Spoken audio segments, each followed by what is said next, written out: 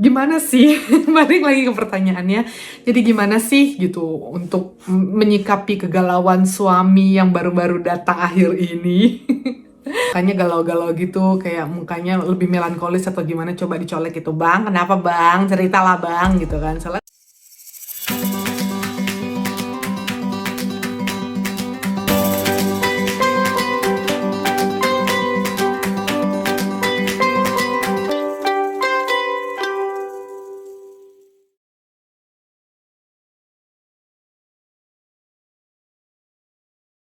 halo semuanya, balik lagi di channelku Florentina.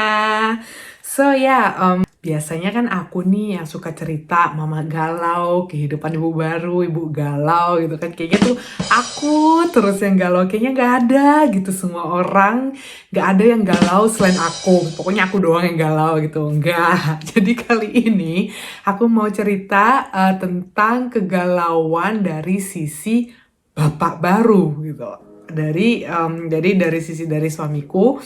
Em, jadi tuh apa ya namanya ya, ketika udah punya anak atau misalnya ketika baru punya baby gitu, kehidupan rumah tangga tuh berubah. Jadi yang berubah itu bukan cuma misalnya transisi dari wanita karir ke ibu rumah tangga, tapi juga kayak kehidupan rumah tangga itu, jadi kayak hubungan aku dan suamiku itu juga berubah juga. Konteksnya itu bukan negatif ya, tapi memang jadinya tuh beda banget gitu. Jadi kayak masalah-masalah yang misalnya kamu pikir-pikir zaman dulu misalnya suka suka slack gitu ya, nggak berantem sih tapi kayak berbeda pendapat segala macam, itu tuh kayak setelah punya anak semuanya jadi remeh gitu loh. Jadi kayak udah level up gitu loh, masalahnya udah beda banget. Nah, oke, ceritanya selesai dulu dari yang situ. Untuk masalah kegalauan aku jadi ibu atau jadi ibu baru, kalian bisa nonton videoku sebelumnya gitu. Itu aku ada masukin di description box, nanti tinggal diklik aja atau mungkin ada di atas sini gitu kan, tinggal diklik. Terus sekarang yuk kita mulai cerita kegalauan dari sisi bapak baru. Nah, untuk para ibu-ibu sekalian, walaupun seandainya kalian juga belum punya anak, nggak kalau suaminya galau. Jadi galau misalnya kenapa gitu, biasanya itu masalah-masalah menjadi pria atau menjadi suami, itu masalahnya emang agak berbeda dengan para istri atau para ibu atau ibu baru dalam konteksku. Tapi tidak berarti menjadi suami atau menjadi laki-laki masalahnya itu lebih ringan daripada si ibu baru gitu. Nah di sini tuh kayak kemarin, jadi aku cerita sih dengan suamiku gitu kan. Nggak kemarin sih, jadi kayak beberapa waktu yang lalu dia tuh sempet nggak bisa tidur gitu. Terus aku tanya kenapa nggak bisa tidur gitu, terus dia tuh katanya iya nih kepikiran, karena kan dia baru bangun perusahaan baru tax consultant ya kan di Jerman. Dia jadi kayak buka company tax consultant baru, jadi dia yang punya, jadi bosnya juga. Mungkin terkesan kayak wow gitu, cie suaminya Olga bos gitu ya, nggak gitu juga.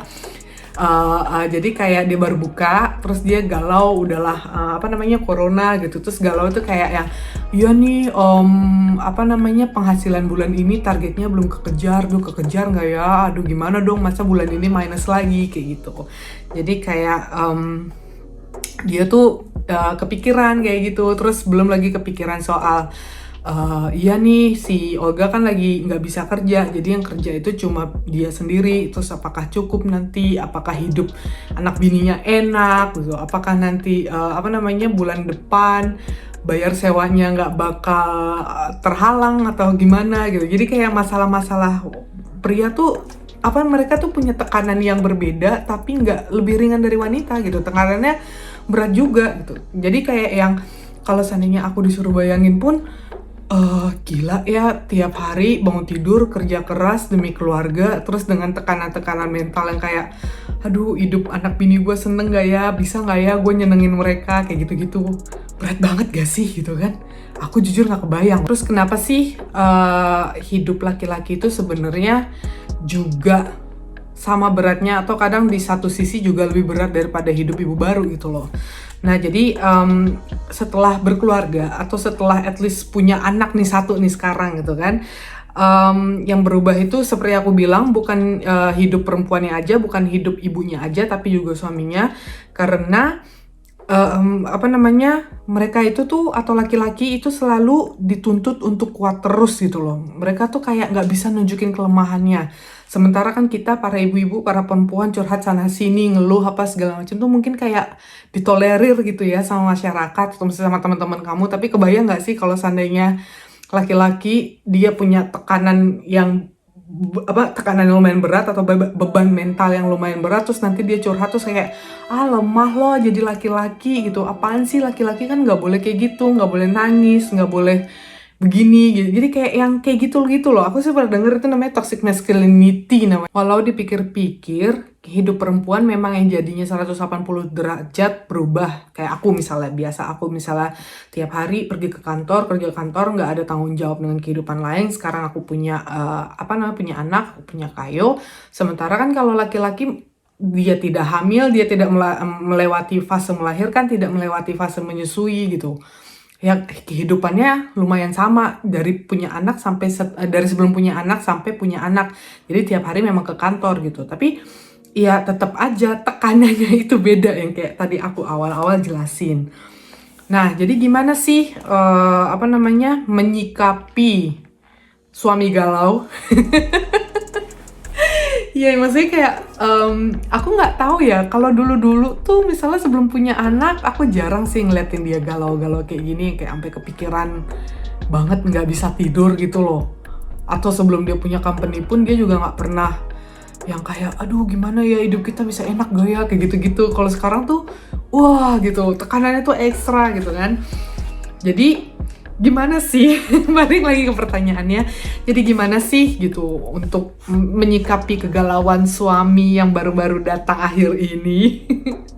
Kalau aku sih jadi kayak dari sini aku juga lebih belajar untuk mendengarkan gitu loh. Jadi aku juga bingung kalau bahasa Indonesianya tuh kan semuanya mendengarkan ya. Tapi bedain kalau seandainya bahasa Inggris itu ada listening sama ada juga hearing. Jadi di posisi aku jangan sampai cuma hearing doang ketika misalnya suami cerita atau suami kayak menjelaskan sesuatu, jangan cuma kayak angin lalu gitu, kayak dengerin tapi nggak menyimak, bener. Jadi listening sama hearing, mendengarkan dan menyimak kayak gitu kalau seandainya bedanya bahasa Indonesia kali ya. Terus apalagi ya, yang kedua juga lebih perhatian sama suami gitu. Jadi kayak kalau seandainya dia yang aneh-aneh, terus kayak mukanya galau-galau gitu, kayak mukanya lebih melankolis atau gimana, coba dicolek gitu, bang, kenapa bang, ceritalah bang gitu kan. Soalnya kadang-kadang laki-laki tuh kayak kalau seandainya nggak dicolek mereka juga nggak mau cerita, terus kadang-kadang juga uring-uringan gitu, atau tiba-tiba kok jadi kayak kasar nggak sampai gebukin gitu nggak, tapi kayak yang kayak cewek lagi dapet aja gitu loh. Misalnya nggak ada angin, nggak ada hujan, tiba-tiba marah-marah. Aku ngerti sih kalau perasaan lagi dapet, tapi kan cowok kan nggak menstruasi gitu. Jadi ya gitulah pokoknya gitu. Terus apalagi ya, yang paling penting juga nih yang ketiga dan terakhir adalah encourage atau support dia untuk cerita ke kamu, ke istrinya. Karena entah kenapa perasaanku tuh kayak laki-laki atau mungkin suamiku gitu, mereka tuh lebih seneng menyimpan beban mentalnya sendiri itu. Jadi tuh kayak kalau nggak disuruh cerita atau dipaksa cerita, mereka juga nggak mau cerita gitu loh. Kayak yang kenapa sih cerita dong, nggak kenapa-napa gitu kan. Sama aja kayak kadang-kadang cewek juga suka gitu soalnya. Kan baru marah-marah kalau udah meledak kayak gitu kan.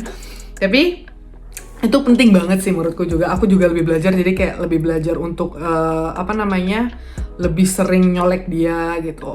Nyoleknya tuh kayak nggak cuma sekedar apa kabar. Kalau misalnya bahasa Jerman tuh apa sih, wie war dein Tag heute, oder wie war dein Tag, kayak gitu kan. Terus itu tuh artinya kayak yang gimana hari kamu. Jadi tuh biasanya kalau emang kita lagi, dia pulang kantor, terus kita lagi makan malam gitu, biasanya pasti ada cerita gimana harimu, terus kayak apa yang menarik atau segala macem, kamu ngapain aja, kayak gitu-gitu.